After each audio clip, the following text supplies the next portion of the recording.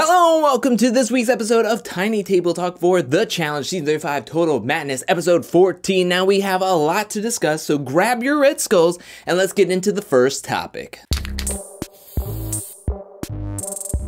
Now this week's daily challenge was called Running Out of Time, where you had to run out to a pile of junk and grab like cement blocks, run it back to the barrel station and throw it into a competitor's barrel. What you had to do was make it heavy for them to lift it, because in phase 2, the last man and woman holding up their barrels went into the tribunal and held all the power while they brought somebody else in. Now I have some mixed feelings for this daily challenge this episode.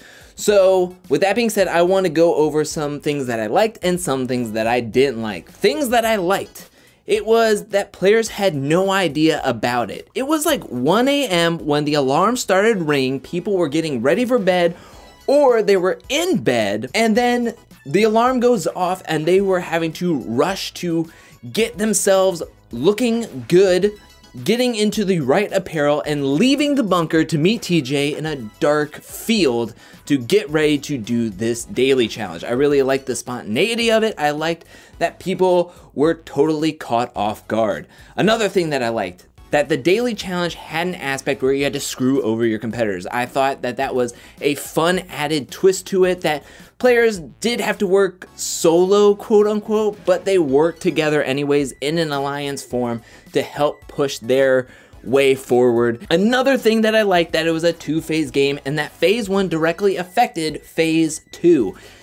The whole idea was to make your competitors' buckets too heavy for it to be held up. Now in, let's say, like episode 12 in that daily challenge, which I'll get to that more in the what I didn't like about this daily challenge, is that phase 1 happened and then phase 2 was completely different from phase 1. I don't know how you would have married the two unless you were like carrying more stuff across the field. I just didn't like the aspect that phase 1 did one thing, and then once you got to phase 2, it was completely different, where you had to drag these like spiky cubes across the field for some reason.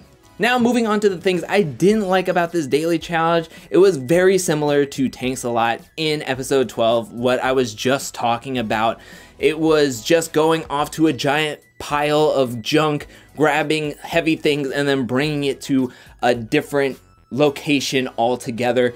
It just was darker. And finally, I didn't like the size of the debris. It felt as though that you get 3 blocks into 1 barrel and it was already at the brim with everything that you could put into it. And finally, I just wanted to mention a critique overall, season overall, and I don't know if it's because it's the first season with this twist of red skulls, but now everyone has their red skull. We do not see any repercussions for them putting in Jay 3 weeks in a row, that everyone got their opportunity to get their red skulls. I really wanted to see the repercussions of if people put in the same player over and over and over again, that they would be purged out because they didn't get it.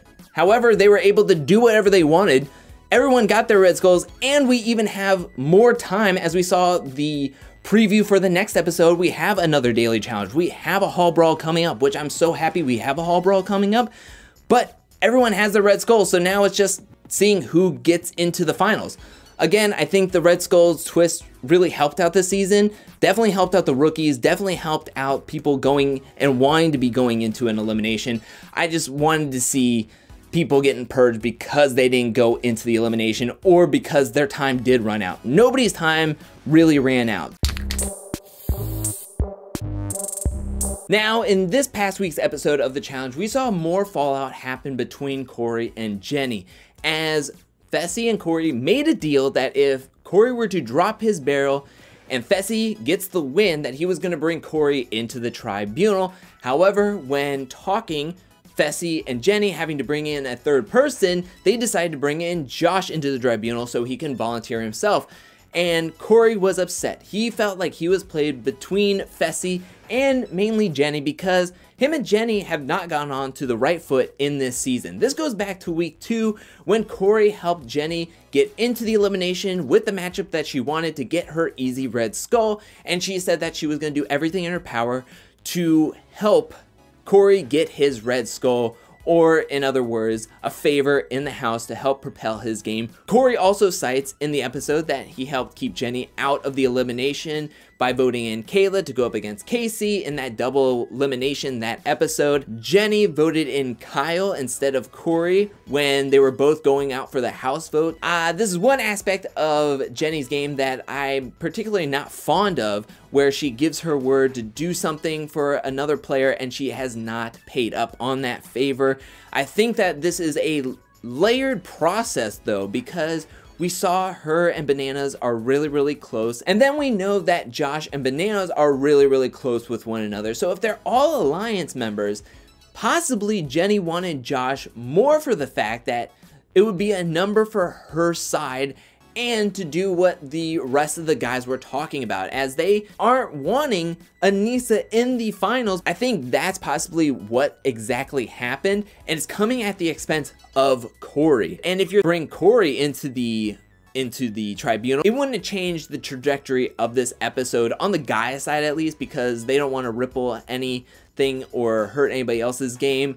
Josh doesn't have a red skull. They would have brought him into interrogation and then sent him into the elimination against Kyle. This would have mainly changed a lot on the women's side, which I guess that's where all the marbles were held for a majority of the guys, like Kyle, like Josh, and also Bananas, who was smiling really big in this elimination when he saw Aneesa get thrown into the elimination. Now, we saw Aneesa become very emotional after her elimination loss to Bayleigh in this episode this past week. And when looking deeper into her challenge career, her challenge wikia says that she has officially made it to the challenge finals in 2 seasons. That was Gauntlet 2 and the Duel 2. Now, she made it 3rd place in the Duel, but she left in the penultimate episode of that season. So technically not the finals because she wasn't in the final episode of that season. I kind of get it, but not really, because she still made it 3rd place. And taking a look more into her challenge career, she has lost in the penultimate episode in Inferno 3, where she lost to Paula in the episode right before the finals. That's what penultimate means. The same thing happened in Rivals 2 and Battle of the Bloodlines, and also in Dirty 30. Even though she lost and went to the Redemption House in episode 12, she stayed in the Redemption House until the final redemption game in episode 15, where she did not win and was unable to make it into the finals.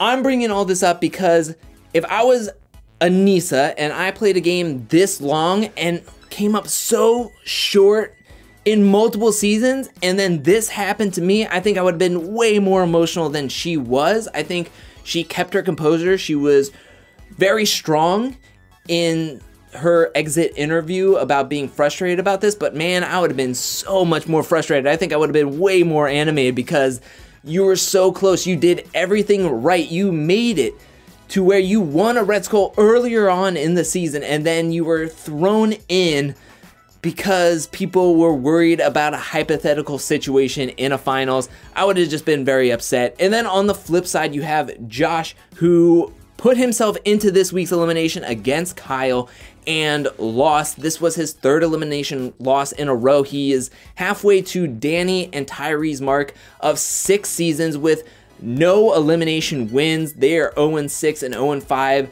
and Josh is 0-3 thus far. He gave a decent effort in this week's elimination against Kyle. He came up short, and it's rumored that he is going to be on Big Brother 22, their All-Star 2 season that's going to be happening sometime this summer. So he is not going to be on the Challenge 36. So that means that we're going to have to wait and see, first of all, if he's going to be called back for another challenge season, and we're going to have to wait possibly a season or 2 before he's back on the challenge, and to see if he's going to get his first challenge elimination win, when and if that will be.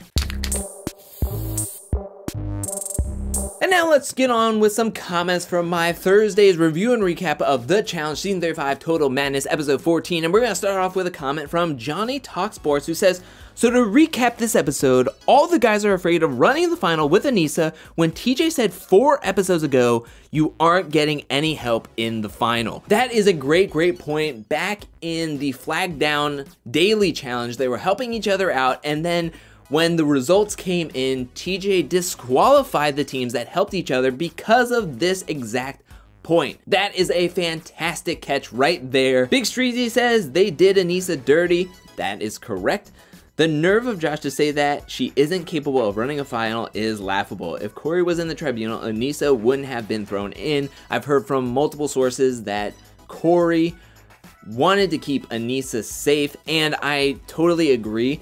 Josh hadn't even won an elimination yet, and for him to be thinking way ahead into this future of this season, thinking, hey, I want to know who I'm going to be running the finals with. Come on, man. Just think about winning an elimination first. Don't put the carriage in front of the horses. Strive for Greatness 62017 says, I'm very proud of Bayleigh. She has performed pretty well this season, and she was able to get her red skull. I'm rooting for her this season. She has been doing a fantastic job in her rookie season. She's made it into the tribunal multiple times, has held power in this game, and has shown that she is a strong player, and she's gotten her red skull against a very well-established vet in this game. I've been really impressed with her this season. I'm hoping to see that she makes it into the finals and what she can do once in the finals. Camille Bohr says, I really like the Not So Fast and Variations eliminations. It always shows some creativity from people. Remember CT's Hammock versus Darrell, one of the best out of the box. I completely agree with the Not So Fast. I think it's a multifaceted elimination game that I want to see happen every single season. It's kind of like the Hall Brawl. In my opinion, it's one of those classic games that you have to be both mental and physical with, because you have to be able to make these knots, but you have to do it in a strategic way, because you could be running around the jungle gym as much as you want or the car as much as you want, but what it comes down to is the strategy and what you do with it. So I agree. I love the Not So Fast. I love the multifaceted elimination games, and I would like to see it become a staple in every single season. James Davis says, these next couple of eliminations are going to be very interesting, seeing as though everyone is qualified to run the final and nobody wants to go home at the moment. 100% agree. I think this is going to show a different side to the game, where everybody's going to be wanting to win into the tribunal for the safety. They're not going to try to win to throw themselves in. Now they're looking to fine-tune the game and get out the people they want to see out of the game right before the finals or close to the finals. Now the tribunal is something completely different. Now the house vote is completely different, and the interrogations are going to be something different than what we saw, especially in this episode, where the guys were like, oh, he's gonna throw himself in, ha ha ha, this is a big joke. Now it's not a joke. Now if you're gonna get caught up and be thrown into the interrogation, you're gonna be sitting there going like, I do not want to see this elimination. This is not a joke whatsoever. And the same thing with the house vote. People are going to be very quiet in the house vote and are not going to want to go in. It's a totally different game, and I'm actually kind of excited to see what the strategy is for next week. Erie says, the fact that Josh lost every elimination he has been in and really thought it was cool to talk crap on Aneesa, who has the most skulls on her helmet, only made me like him that much less. Instant karma is exactly what he got, 100%. I thought that the way he was talking about Aneesa, and even Kyle, the way he was talking about Aneesa, it's like, bro, Kyle, you have only been to one final and you didn't even do that well in that final. And the same with Josh. Josh needed to just really not even think about the final. You need to be thinking about the elimination and getting that elimination win first. Aneesa is a well-established veteran. Put some respect on her name. I like that Nelson was trying to help her out by giving her the heads up and to go campaign. Check yourself before talking about somebody else's game and their challenge career. And the final comment comes from Ian Davis. It says, it's going to be a very long, awkward plane ride home between Josh and Aneesa. Also, Josh should stay away from eliminations involving rope. Oh my gosh, I didn't even put the two together, that the last two eliminations Josh lost were rope based. I love it. That was a very, very good comment, and yeah, I think that he should stay away from eliminations involving rope or really eliminations altogether. But that is it for Tiny Table Talk this episode. What do you think about this episode? Let me know that in the comment section below. What do you think about the daily challenge, the elimination, anything and everything you have about this episode or this season or what could possibly happen next episode? Let me know that in the comment section below. I want to hear what you have to say. But thank you so much for watching. While you're down there, hit that like and subscribe button. I'll be back really, really soon with more challenge content, more content in general. I got a lot of things cooking up here. But until then, peace.